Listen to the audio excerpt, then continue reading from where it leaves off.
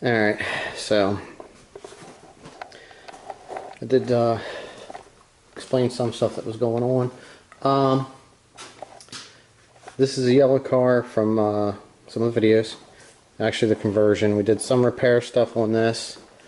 I'm finally getting to install the transmission that needed to be installed because we had that shifting issue. And I explained that when I took it for the test drive, and the intermediate shaft broke, and I showed you how to replace that. So, the reason why I'm actually getting to this right now is because I had someone was interested in getting a car, and they kind of wanted this. So, we are basically the trans mount. I got the two upper mounts left in the transmission, and it's drained. This is the driver's side. I pulled the driver's side axle out, so it's out of the way, just like that. Bunch of parts sitting here.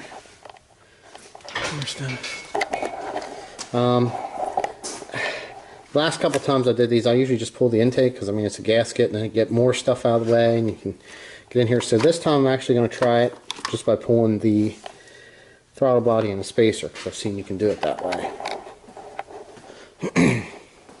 Over here on the passenger side, we have the axle. The CV and the intermediate are removed out of the way, so that we're good to go over here.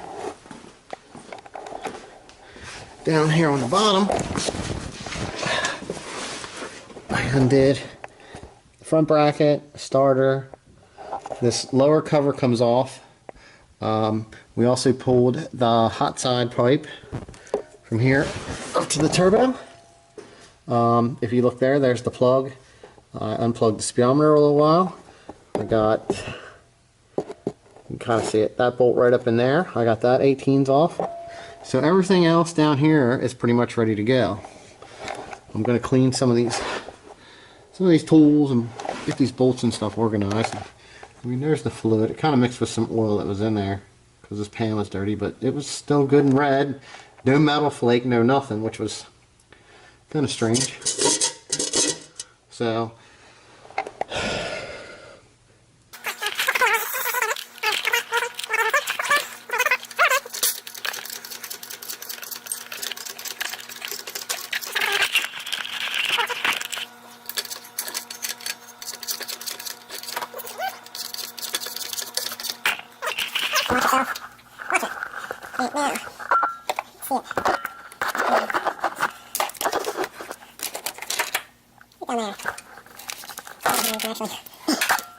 no cooperation. So a couple minutes ago. You can see right there, it's actually separating. There's a ring in between the plate there.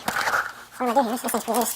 I'm going to come down here on this side, and just give it a tug. Just like that. We're pretty much disconnected. Now we just have to get lower. Alright, I'm probably going to go too hard on this. Separation.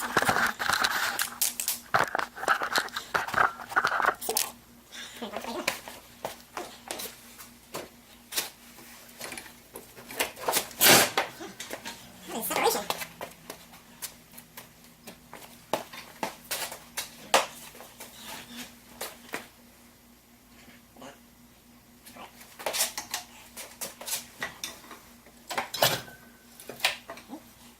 slowly, and double check to make sure that your car doesn't hit the damage stuff.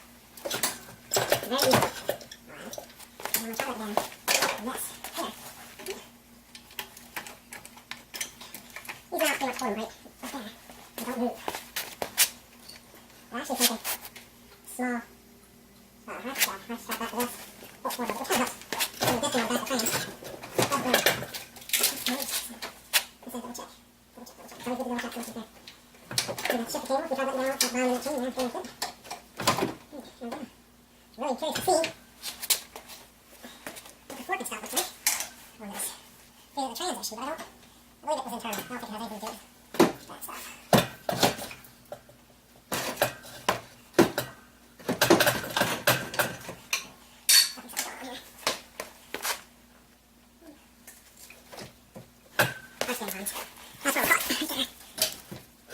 So just look at the camera, right guys?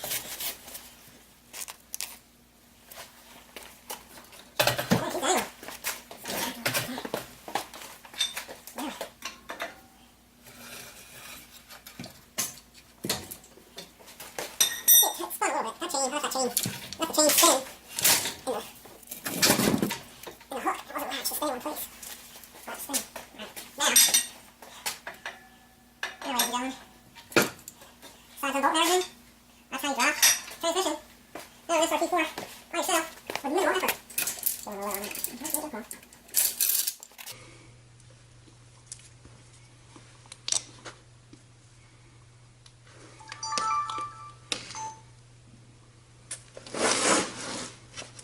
Okay.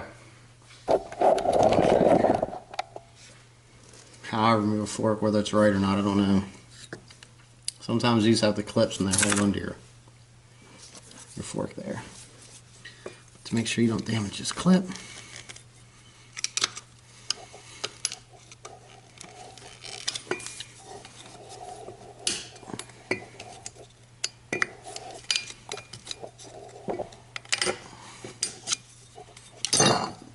There you go.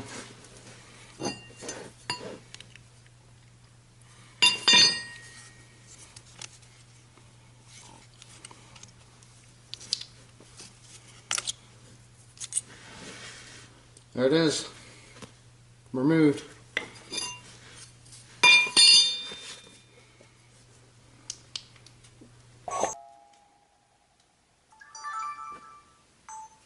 Alright. I went out to some of my parts. I have some, obviously. And found this one here that, I mean, it had a little bit of dirt on it, but it's pretty much new. And then this fork has, you can kind of, hopefully you can see there, it has less wear, but this is like the best one I got. Usually if I have them and they're good, they usually always end up getting used. So I just got this one just recently, so this is the one it's going to get.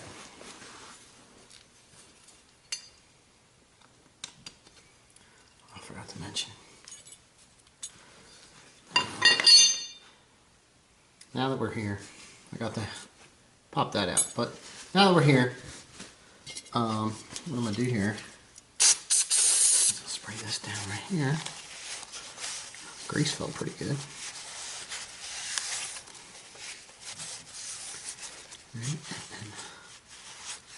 Those here, I ended up actually, what I did was, I needed the plastic cover off of this transmission for another one that I was assembling.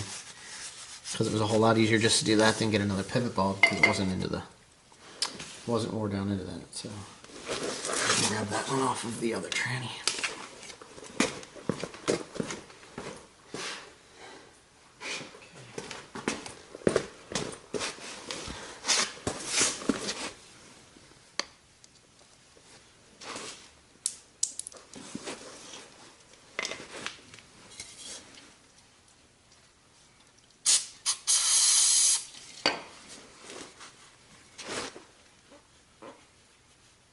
Okay. Right. There we go. It's got a little bit of wear. Still pretty good though. I would assume that this would probably get, I would think that with the clutch, depending on how it's driven, that if it ends up needing a clutch, at that time this should be replaced. But this will work just fine for that. No sense getting a new one. Minimal amount of wear.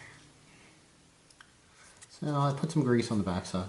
That's going to help hold it in place. What I should do is this right here. Now, this will go over top. Actually, you can install this and then it'll snap down over top. So, very clean clutch fork on the back side. Put some fancy grease in there. Alright. Take your clip that holds it in. Stick that in there. This is the bearing retainer of the transmission. Put a little bit of grease on there, just a thin coat. Alright. I'll take this and stop. Just like that. Alright. Now, this here has grooves in it that should be filled in with grease. I'll show you what I'm using here as far as grease here in a second. This stuff's pretty good. So, alright. It's good and greasy. Now typically there's 2 clips here, one on each side that hold it in. Like I said, this is new. They'll get wear through here too, actually, along with the pressure plate wear. So, but anyway, got your clip. You know, it goes up like this. Gotta get the seat in here. And your transmission is ready to go in. But yeah, this is it's for motorcycles. It's pretty much what you end up using it for. But we're 4-wheelers and stuff. But it's Bel-Ray waterproof grease, so it's like a high temp bearing grease. It's waterproof. It works really good. All right. So where we need to be is right now. This transmission is ready to go in. So what we're going to do is we're going to put the chain back on here the exact same way that it was on the other transmission.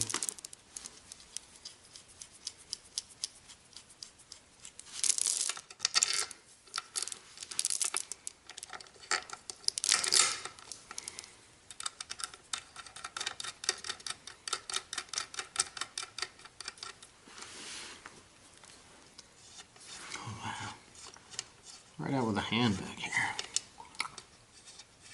Both of them. It's nice. Alright, now we only need one of these.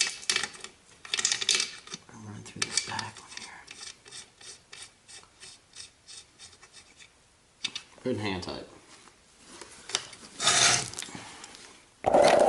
We're going to get this thing underneath here and get the engine hoist set up.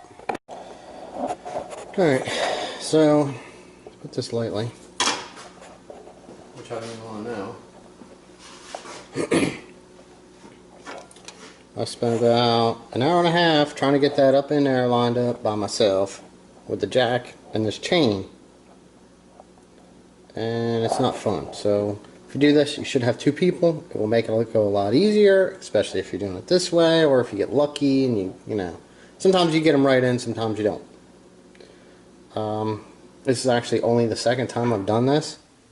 Never really had to replace too many transmissions or clutches, because most of the time I'm doing like a complete assembly on a car, which I guess is kind of lucky. Or if I was pulling this out and had a couple other things.